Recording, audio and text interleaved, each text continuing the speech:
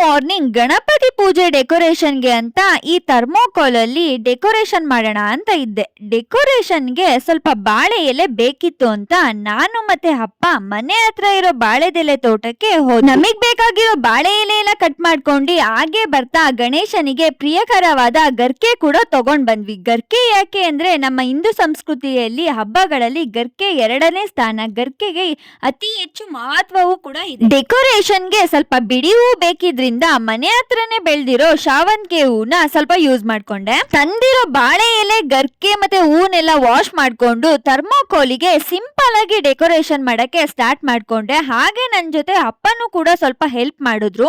ಹಬ್ಬದ ಈ ಖುಷಿ ದಿನದಂದು ನಿಮ್ಮ ಜೀವನವು ಹೆಚ್ಚು ಸಂತೋಷ ಮತ್ತು ಯಶಸ್ಸಿನಿಂದ ತುಂಬಿರಲಿ. ಎಲ್ಲರಿಗೂ ಗಣೇಶ ಚತುರ್ಥಿಯ ಶುಭಾಶಯಗಳು. ನಾನ್ ಸಿಂಪಲ್ ಆಗಿ ಡೆಕೋರೇಷನ್ ಕಂಪ್ಲೀಟ್ ಮಾಡ್ಕೊಂಡು ಪೂಜೆ ಸ್ಟಾರ್ಟ್ ಮಾಡಿದೆ. ಗಣನಾಯಕಾಯ ಗಣದ